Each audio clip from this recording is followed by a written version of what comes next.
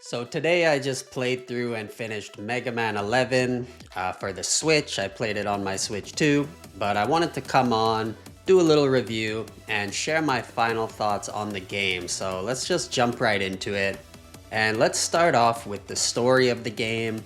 So like most Mega Man games, the story's pretty basic, and basically Dr. Wily returns.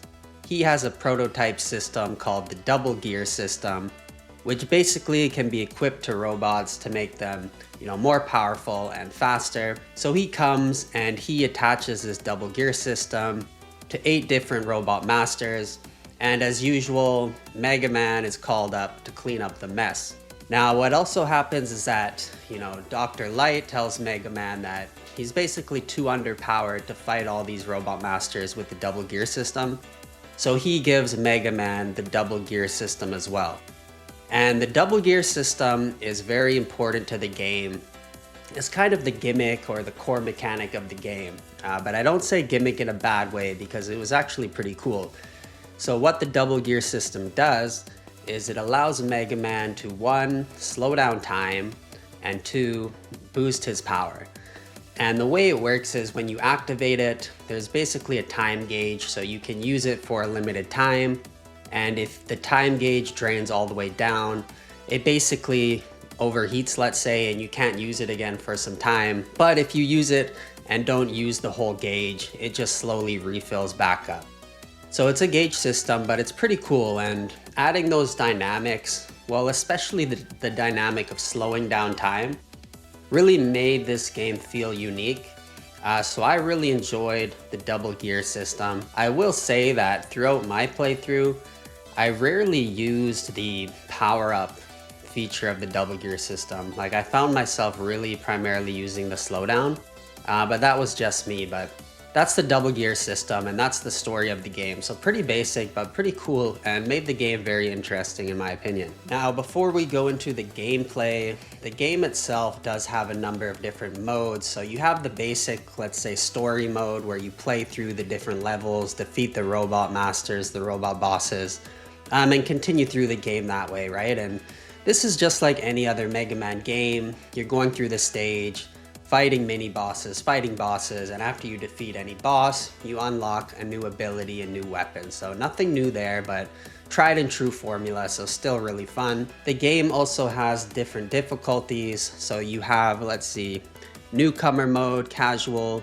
normal, and superhero mode, which you'll unlock if you beat the game. So a number of different modes, and then there's also a bunch of other different challenge modes in the game. So there's like a time challenge, score challenge, boss rush, a lot of different modes that will give you some, replayability, allow you to spend more time in this game. So that's the basics of the game itself, but let's get into the gameplay and let's talk about, how are the levels, the level design. And the levels were actually very good. I enjoyed them a lot, I would say. There wasn't any level that I felt like I really hated. And one thing I noticed about this game compared to other Mega Man games is that the levels felt a lot longer. And I don't think that's really a bad thing because the levels do have checkpoints, in fact, multiple checkpoints. But the levels did feel longer. But even though the levels felt longer, the game felt very short. Like, I finished it in a day and a half, and I wasn't playing like all day long. So it's a pretty short game, at least the main story. But as I mentioned, there are other modes that you can play and, extend that time. So that's my thoughts on the overall gameplay. Couple things I want to note is that there's a few mechanics here that are pretty interesting. So, Mega Man can slide, which we've seen in previous Mega Man games. Rush is also back, so Rush is the dog, Mega Man's dog, and Rush adds a few interesting mechanics in this game as well. So you have the Rush spring, where basically Rush comes down, has a spring on his back, and you can use that to jump up, reach higher places. And then there's also the Rush jet, and Rush jet basically, Rush turns into, I guess, a jet, a plane of some sort. You jump on his back, and then you can fly around with him for a limited time. So they brought in some interesting mechanics with the dog rush as well. Now, a couple other cool things about the gameplay is that there were achievements. So as you're playing the game itself has some built-in achievements. So that's always cool. And as you're going through different levels, you'll see achievements being unlocked as you do certain things. So I found that was pretty interesting. The other thing that I liked about this game was Dr. Light's store. So in between stages, you can go to Dr. Light's store, you can purchase different items, different abilities, things like that. And the way it works is that as you're going through stages, you can collect screws, and screws are basically the currency in the game. So you go through a stage, you might collect a certain number of screws, then you can go to the store, Dr. Light's store, and use those screws to buy a number of different items. And there's a lot of different items. There's some good variety there. So you can buy lives, you can buy energy tanks, you can buy different, power-ups, different abilities that will help you through the level. So there's a lot there that I found was pretty cool. But one thing that I didn't quite like too much is that the store definitely made this game significantly easier than other Mega Man games, especially because the extra lives and the E-tanks are fairly cheap. So I found that after I played the game like for an hour or two, let's say, I had a lot of screws built up and I was able to just stock up on lives and energy tanks to ride me through the rest of the level. So I felt like that took away from the game a little bit because it made my playthrough a lot faster because I was able to just stock up on those items. But at the same time, it was interesting, it was fun, and I still really enjoyed my playthrough. So if I was to give some constructive feedback, I would probably make the lives and e-tanks cost a little bit more. I think the cost was too low. For example, like the extra life is one of the cheapest items you can buy. It's 50 screws, let's say, and that's not much in the game. So that's one thing I would say. Now let's come back to the level design a little bit. And I mentioned that the levels are longer than other Mega Man games. But overall, I thought the level design was actually really good. Like the levels were fun to go through. They felt fair. They did feel challenging. And I never felt like I was cheated or it was unfair. When I died, it always did feel like it was my mistake. And the game's pretty forgiving. There's a lot of checkpoints, but overall, I thought the level design was really, really good. And I thought the balloon level was pretty cool. Even though I found that I sucked at that level, I had a really hard time timing the jumps off the balloons, especially going side to side up the level. But I figure that's probably just me sucking at that level. But let me know if you had trouble as well on that balloon stage.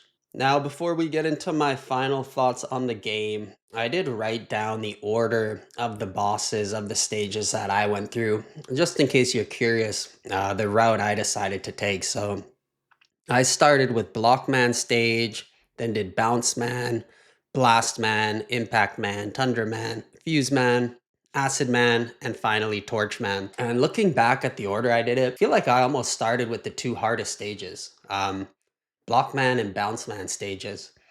But maybe that was just because those were the first stages I did and I was still warming up in the game, but I felt like those stages gave me the most trouble. Um, but it was good. I enjoyed it. I felt like I took a good path, enjoyed every level, enjoyed the game, my whole playthrough. So let's jump into my final thoughts. And overall, I really enjoyed this game. I thought it's a really good Mega Man game, a really fun Mega Man game. Although it's definitely short. Like I ran through it really fast, as I said. So I would probably recommend, don't pick this game up full price. If you can get it for, 20 bucks and under, I think you'll have a lot of fun. If you're a Mega Man fan, I think this is a must-play game. It's classic Mega Man, fun bosses. The boss fights in this game, really good actually.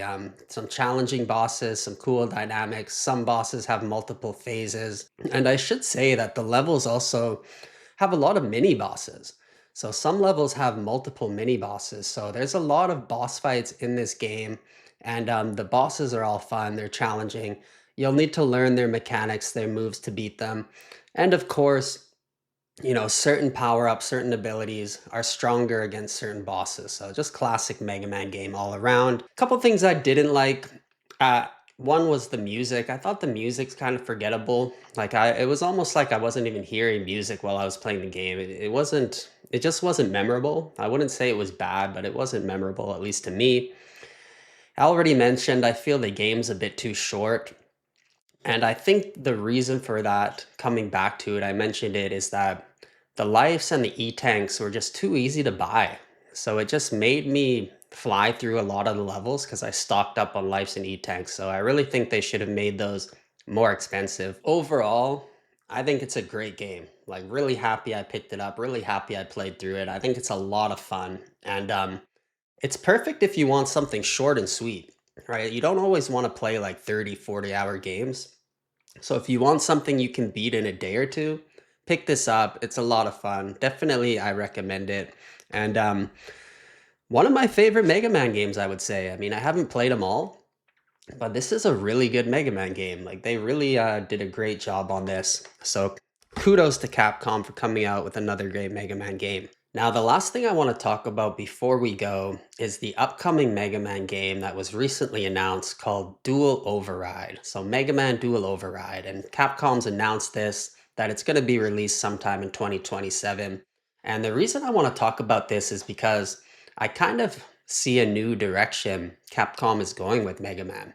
So what was new about Mega Man 11, as I mentioned, was the double gear system, right? So they brought in this different, interesting mechanic to change up this Mega Man game from previous games. And based on the title of Mega Man Dual Override, it sounds like they're going to be bringing in a new system in that game as well, a new mechanic, right? And what I see is that they're basically starting to follow the Nintendo playbook where every Zelda game, every Mario game has a new interesting mechanic in it, right? So, for example, in Mario Sunshine, Mario had the water pack. In Mario Odyssey, he had Cappy. In Zelda Breath in the Wild, there was the Sheikah Slate. So in all their first party games, well, not all, but in a lot of their first party games, that's what they're doing to keep it fresh is they add in a new interesting mechanic. They kind of build the game around that. And that's what I see them doing now, right? They did it with Mega Man 11 with the double gear system, and it looks to be, definitely sounds like with the upcoming Mega Man game, Dual Override, that they're going to bring in another kind of dual system and keep it fresh in that way. So found that interesting. And I think it's a good thing, right? It's good to switch it up, bring in some new mechanics, and it's going to keep Mega Man fresh. So I'm excited to see what they do with the new release in 2027. And I can say from the trailer, it visually looks awesome. So I'm pretty excited for it. But that's it. That's my review. Those are my final thoughts on Mega Man 11, a great Mega Man game. Definitely leave your comments down below. Let me know if you've played Mega Man 11. Let me know your thoughts if you enjoyed it. And let me know, what do you think about the upcoming Mega Man Dual Overdrive or Override? And if you like this video, don't forget to like, subscribe for more. And that's it. Hope you enjoyed it. Have a good day.